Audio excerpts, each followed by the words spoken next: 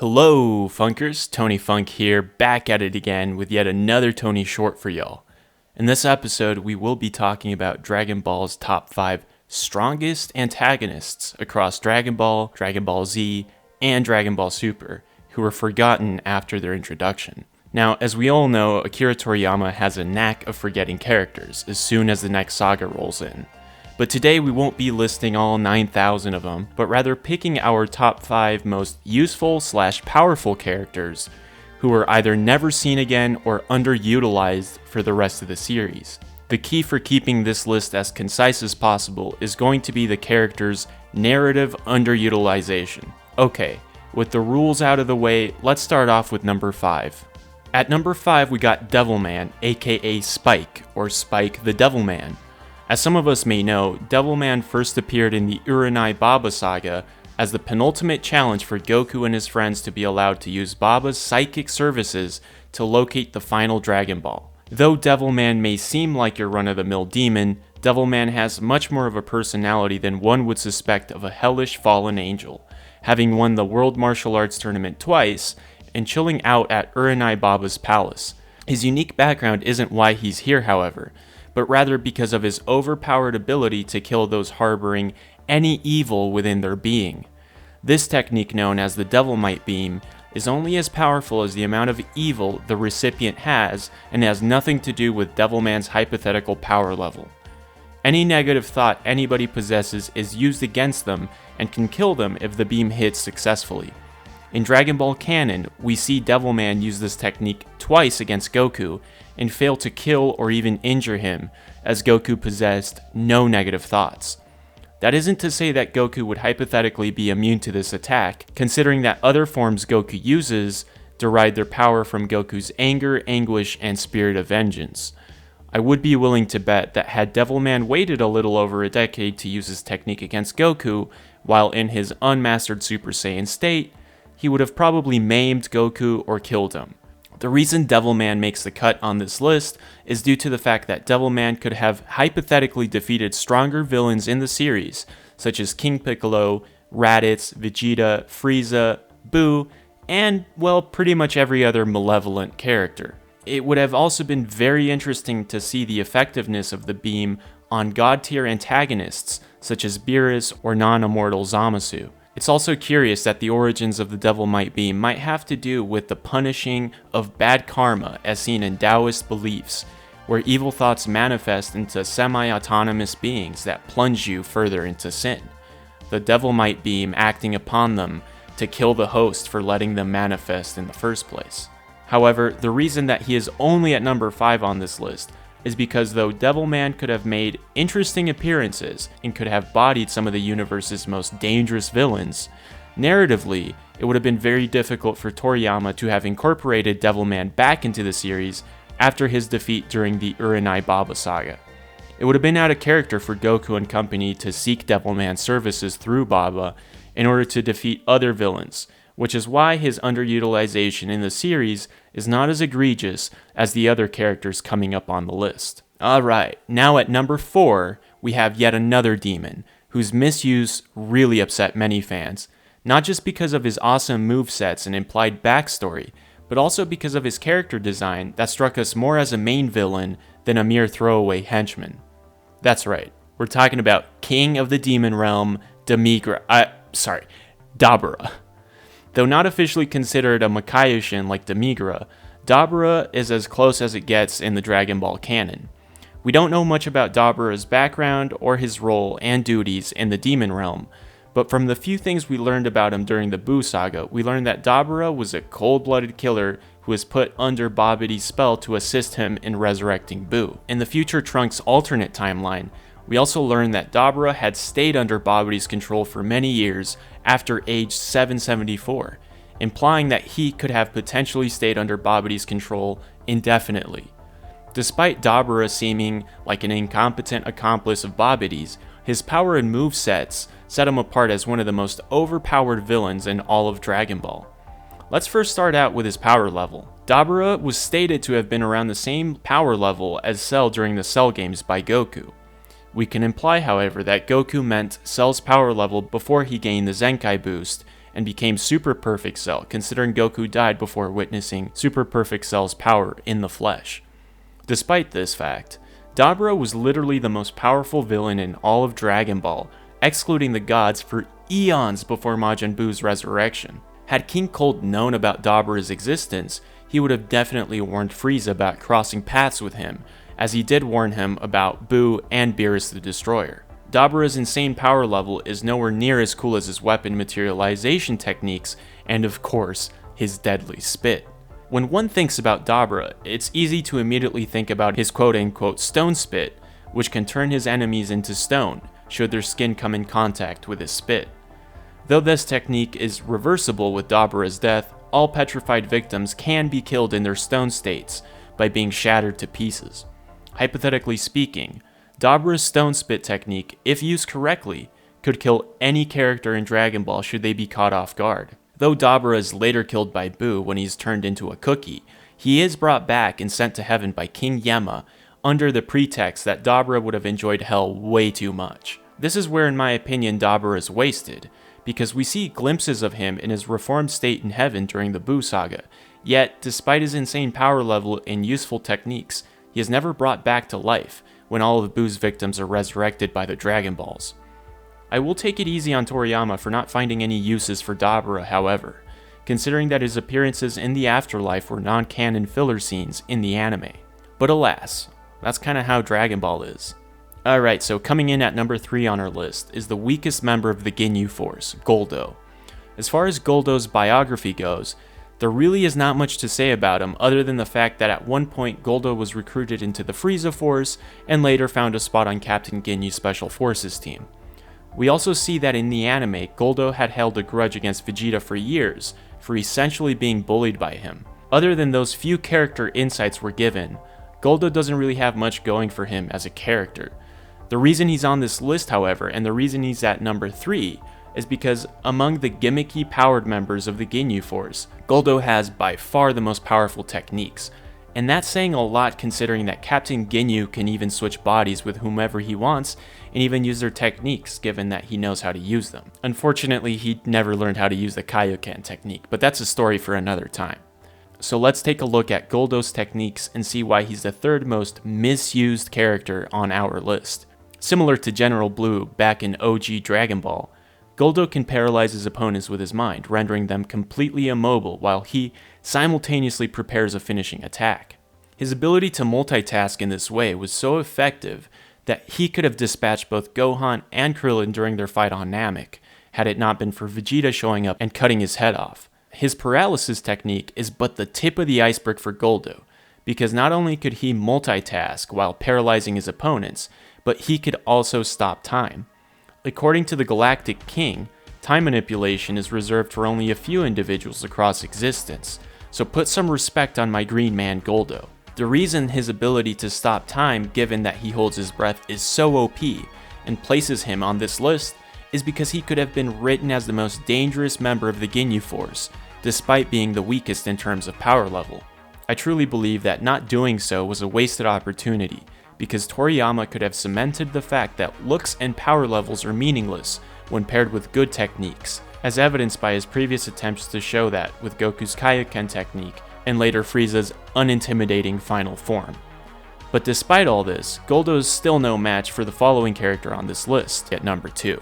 Hopping in at number 2, we have Monster Carrot, or Boss Rabbit, but nobody ever calls him that. Monster Carrot, or Toninjinka, which literally means the rabbit who turns people into carrots, is one of the lesser known villains of the day, so to speak, from Dragon Ball, but still curiously has a bit more lore than meets the eye. Monster Carrot made a brief appearance in the Pilaf saga as the leader of the Rabbit Mob, a gang of rabbit ear wearing gangsters who were in control of an undisclosed town in Diablo Desert.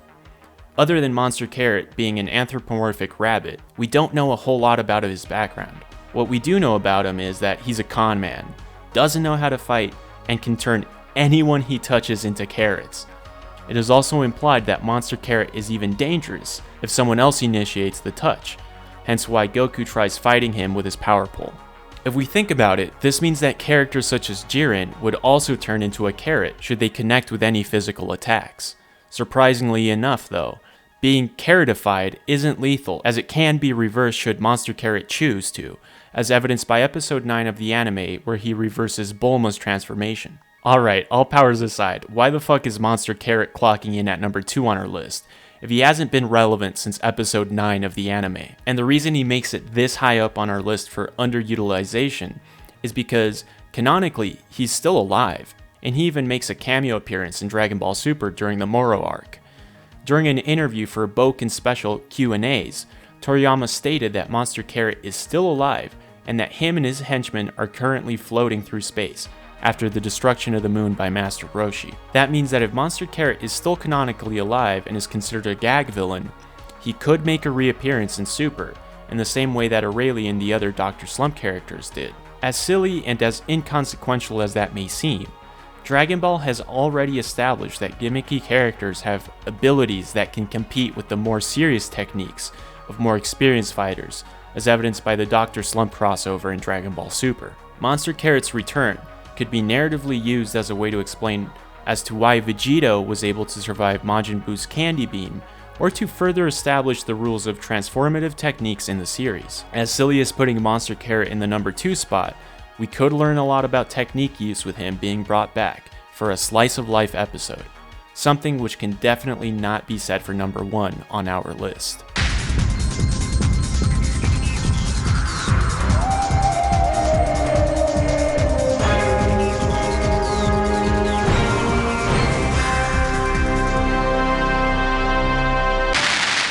Coming in at number 1 on our list is everyone's favorite Sicario.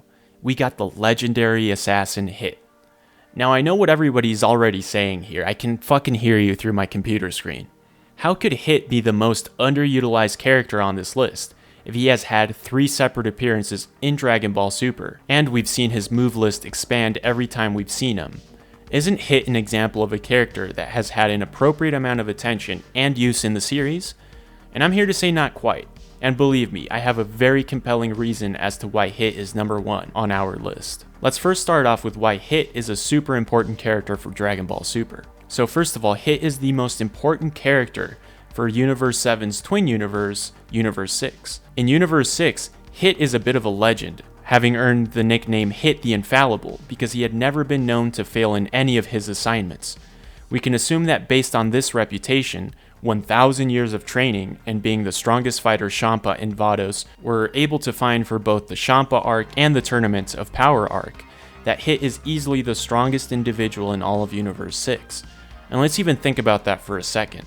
Hit had never trained with the God of Destruction, yet he was leagues above Vegeta when they first fought during the tournament. Vegeta being in a godlike state in his Super Saiyan Blue form and being incapable of landing a punch on him.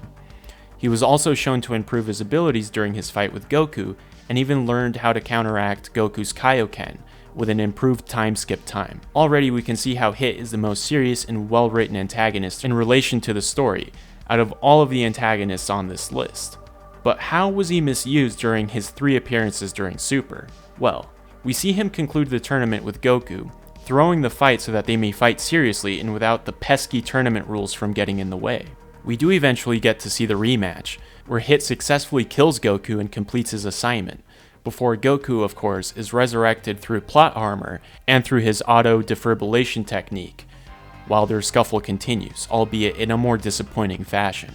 I think the most blatant misuse of Hit, however, was during the Tournament of Power, where he was used as a jobber to make Jiren look more powerful. But it wasn't even that altercation that made Hit look like an inexperienced C-tier fighter, but rather his near loss to Dispo before Goku joined the fight and gave him a second opportunity to take Dispo out for good. Dispo's ability to anticipate Hit's time skips seemed to be tacked on in order to give a meaningful challenge to Hit before losing to Jiren later in the tournament, which is why it seemed like Hit was being nerfed, despite his immense power that was acquired by himself and his countless battles. Then of course, Hit's time cage technique, his cloning technique, and his time skip technique are completely nullified by Jiren and his absolute power and strength, that somehow has the ability to transcend the constraints of space-time. But okay, am I saying that Hit is the most misused antagonist simply because I think he's the most skilled fighter in all of Dragon Ball, and I'm butthurt that his relevance has fallen in Super? Well no, as much as it is the case that I'm butthurt that my boy Hit isn't taken seriously anymore,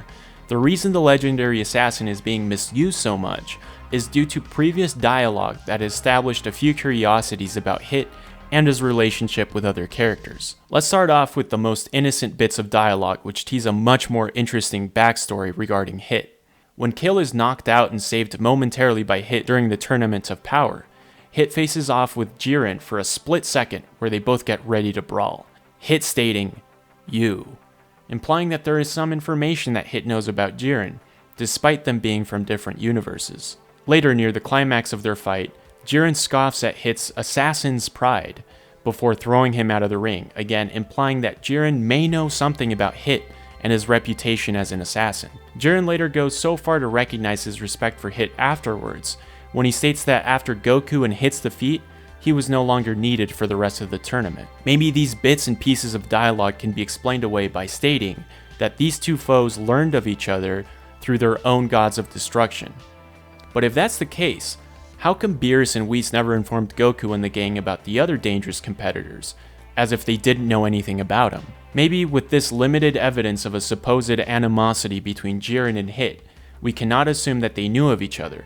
But I do have really compelling evidence that Hit and Jiren's rematch was destined to happen from information during the Champa arc. As we all know, Hit was aware of the multiverse since before meeting Champa in Vados, as evidenced by his need to win the tournament and acquire the multiverse cube, which would allow Hit to do jobs in between universes, something which he eventually does with the help of Vados, when he's called to assassinate Goku in Universe 7. But we never get an explanation as to what job was prompting Hit to work in other universes in the first place. Personally, this is where we see Hit being misused egregiously, because we're teased with a multiversal adventure with Hit hunting down dangerous targets across the multiverse. So let's just say, what if Hit needed to take out Jiren?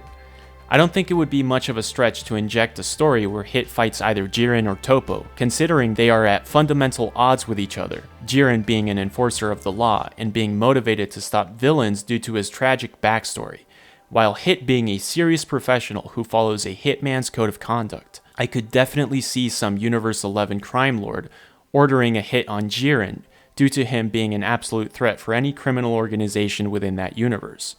You're probably thinking, though, that a hit on Jiren would constitute an absolute curb stomp from Jiren, considering we've already seen Jiren being immune to the majority of Hit's techniques. But the reality is, we've never actually seen Hit fight at full power, other than the time we saw him successfully kill Goku. Because of this, Hit would have the advantage in being able to fight without being limited to non-lethal attacks, something which Hit as a hitman has never been very good at. I also do believe that Hit's techniques have been underutilized, his time skip being so OP, we've only seen it being used successfully against some unnamed crime boss. I mean, Hit has a lot of pretty powerful techniques. He can make clones of himself, he can make pocket dimensions, he can store skip time and then use that time afterwards to finish off his opponents. Hit is no joke, guys. So with all that said, what do you guys think? Is Hit's hypothetical use of the cube as big as a deal as I'm making it? Is the lack of Hit fighting at 100% power enough reason to make us feel snubbed by Toriyama? And is the hypothetical rematch between Hit and Jiren teased enough to be considered a missed opportunity? I'd like to know your opinions on the matter, because at least for me, Hit had a whole bunch of potential to be injected into the main storylines of Dragon Ball Super, instead of just being used as a jobber measuring stick for future villains. I'd also like to add that a return to Universe 6 seems inevitable, considering that Vegeta promised Kaba that he would visit him in his universe. Anyway guys, feel free to comment your opinions below. I'd love to see what you guys have to say about this. And as always, thank you very much for joining me, and I shall see y'alls down the road.